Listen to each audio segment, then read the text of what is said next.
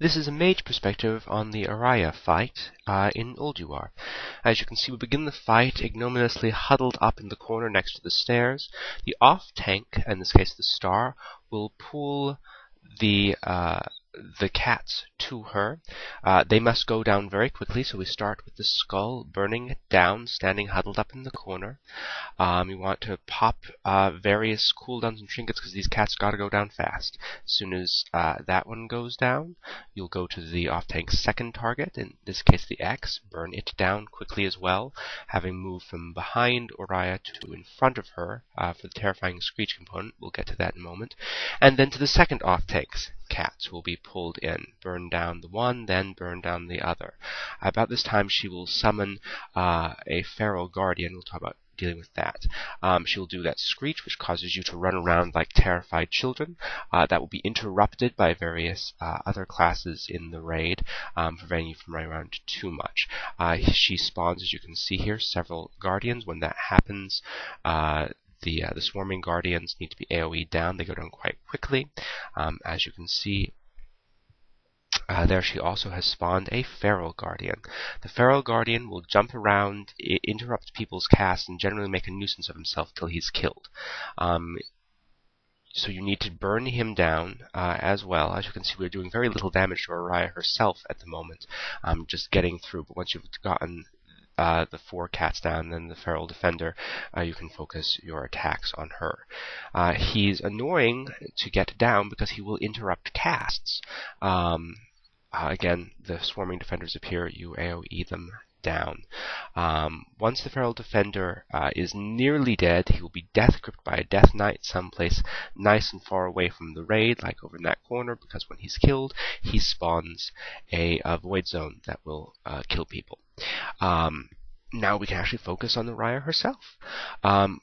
For this fight, you always want to be standing right in front of her. She does a damaging attack similar to the Four Horsemen's Meteor. That is, the more people who are in that attack, that one you just saw, the less damage it causes. So as long as everyone's clumped up right in front of her, the damage will be mitigated. If people are spread out around her, however, those people who are in front will be destroyed. Again, swarming guardians appear, you AoE them down. She has summoned her feral guardian back up again, and so now DPS switches to the feral guardian, bringing him down as quickly as possible. If you're mage now, might be a good time to use your instant cast spells on him. If you have presence of mind, and then an arcane blast is good for this particular portion because again he does interrupt casts, and when he interrupts those casts, he sets the cooldown on that school of magic, which is trying, to say the least. Fire Blast also works there, because if he's set a cooldown on your Arcane School, at least you can get a Fire Blast off on him. As you see there, we killed the feral defender, but he wasn't death gripped away from the raid, so we had to move Auriaya. This is why it's very wise to kill the adds on both the platforms on either side of the platform where you're fighting her, so that they are not pulled if you have to pull Auriaya further one direction or the other to get away from the void zone that is spawned when the feral defender goes down. Again, swarming guardians, AoE them down. They'll be kept hopefully quite close to Auriaya so she gets the AoE as well to some degree. Feral defender back up, switch DPS to him. It's very important that all DPS goes directly to the feral defender.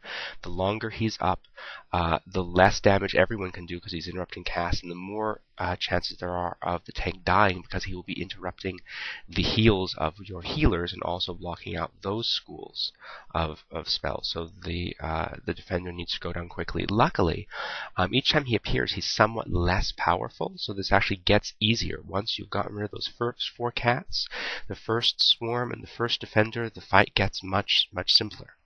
As you saw, he was nearly down. He was death gripped away from the raid, putting the void zone nice and far away so that when we are scared like that, we don't have very far to run, and don't accidentally run into one of those void zones which will kill you. Again, everyone needs to clump up quite close in front of her, so we're all within the cone of that spell. If any of you are beyond the cone of that spell, you won't be hurt from it. You might think that, well, that's a good thing, but it means that everyone in that cone is taking more damage, so you want to be right clumped up in front of her. One of the challenges with this fight is that she casts a Screech, we run around, and we get spread out, then we must always remember to clump right back up in front of her again. Guardian up, Feral Defender that is, I'm sorry. And he goes down. As a note, of course, I'm using a standard 3 Arcane Blast to 1 Arcane Barrage or Missile Barrage, whichever is up rotation. Mana is not a huge problem in this fight generally, because there's a lot of time that you're going to be prevented from casting because of the Feral Defender, and because of running around, and therefore you can sometimes use a higher DPS rotation, such as 4 to 6 Arcane Blasts before you use your Arcane Barrage or Missile Barrage, living as long as you can in the upper end of those debuffs, so you're casting as many spells as possible with the full damage debuff, even though they become very expensive in terms of mana. One thing you can consider doing is Arcane Blast until Missile Barrage comes up, to ensure that Missile Barrage always gets the full Arcane Blast damage debuff, because it is your highest pure DPS spell, and therefore you want the damage debuff from Arcane Blast to apply to it. We discussed that in the Assembly of Iron video at length. As you see, the fight gets somewhat repetitive, but not particularly difficult. Swarms come up, they're AoE'd. Guardian comes up, you take him down as quickly as possible. He's death gripped away from the raid. Stay out of void zones, stay clumped up right in front of her. And in between all those things, do your damage on her, and she will go down.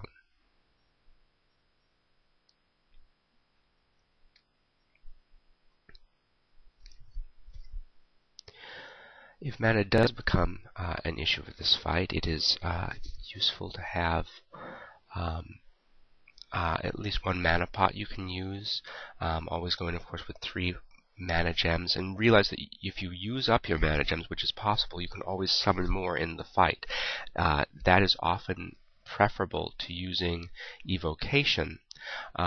Evocation is a very long cast, whereas if you have a cooldown up on your mana gems, but you're out of mana gems, yes, it'll take a few seconds to conjure up a new mana gem, but you can do that in the fight, and it certainly takes less time than Evocation if you don't need that much mana. Evocation, of course, is a double-edged sword, especially in this fight, because if the Feral Defender is up when you're evocating, it can hit you because you're channeling a spell. As you can see, she goes down, we AoE the last of the ads, and that's the Auriaya fight.